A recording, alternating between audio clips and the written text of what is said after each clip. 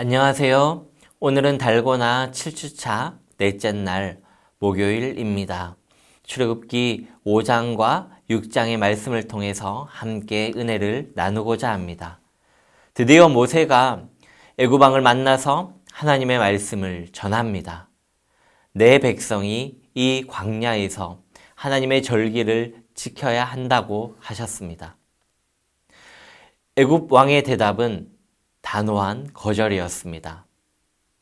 하나님이 내리시는 재앙을 이야기하지만 애굽 왕은 꿈쩍도 하지 않았습니다. 수가 많은 백성이 강제 노동을 중단하면 엄청난 손실이 있어서일까요? 애굽 왕은 벽돌을 만드는 데 들어가는 집을 주지 말라라고 명령을 합니다. 그것마저도 직접 구해오고 생산량도 똑같아야 한다라는 것입니다. 노동의 강도를 높여서 군소리하지 못하게 하는 것입니다.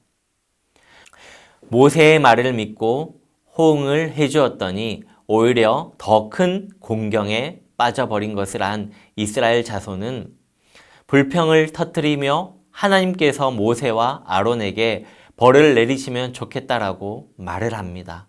이 말을 들은 모세는 하나님께 자신의 괴로움을 호소하며 행동하지 않으시는 하나님께 불평을 합니다. 이스라엘 백성의 소리와 모세의 말을 들으신 하나님이 이제 6장에서 말씀하십니다. 내가 바로에게 하는 일을 보라는 것입니다. 그들은 강한 손에 밀려서 이스라엘 백성을 내보내리라는 것입니다. 그래서 하나님은 모세에게 다시 가서 이스라엘 자손을 내보내라고 말하라는 명령을 하십니다. 하나님이 이렇게 말씀하시는 근거는 다음과 같습니다. 첫 번째, 하나님은 주시며 전능하신 하나님이시며 여호와이시다. 두 번째, 하나님은 언약을 세웠고 언약을 생각하고 언약을 이루시는 분이다. 세 번째, 너희는 나의 백성이고 나는 너희의 하나님이다. 하나님의 말씀에 대한 모세의 응답은 12절부터 30절까지 이어지는데 12절과 30절 처음과 끝에 저는 입이 둔하여 말을 할 줄 모른다는 모세의 말이 반복됩니다. 그런데 그 중심에 난데없이 족보가 등장을 합니다. 출애굽기 6장에서 이 족보는 어떤 역할을 하는 것일까요? 출애굽기 6장 전체 이야기는 하나님이 모세에게 다시 애굽 왕 바로에게 가서 이스라엘 자손을 내보내라고 말씀하시는 내용입니다. 모세는 하나님이 하라고 하신 일을 못하겠다고 말주변이 없다라는 이유를 내세워 고사하려고 하지만 출애굽기 6장은 모세와 아론의 족보를 이야기하면서 레위 지파가 누구이고 레위 지파의 역할이 무엇인지 강력하게 주장을 하고 있습니다. 레위 지파는 하나님을 섬기라고 택함받은 지파인 것입니다.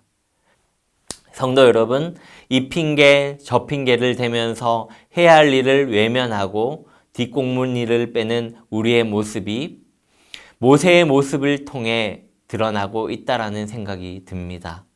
우리의 인생이 하나님으로부터 와서 하나님이 주신 만큼 살고 하나님께 돌아가는 것이라면 이 땅에서 우리의 할 일은 상황과 상관없이 너무나 분명한 것이 아닐까요?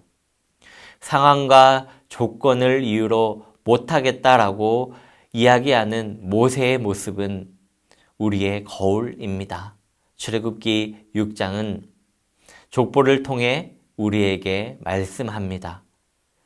내게 누구인지를 기억하고 맡은 바 해야 할 일을 하라라는 것입니다. 상황과 조건은 하나님이 알아서 하시는 일입니다. 견디고 기다리고 희망하고 성실하게 충성하는 것, 이것만이 필요한 것입니다.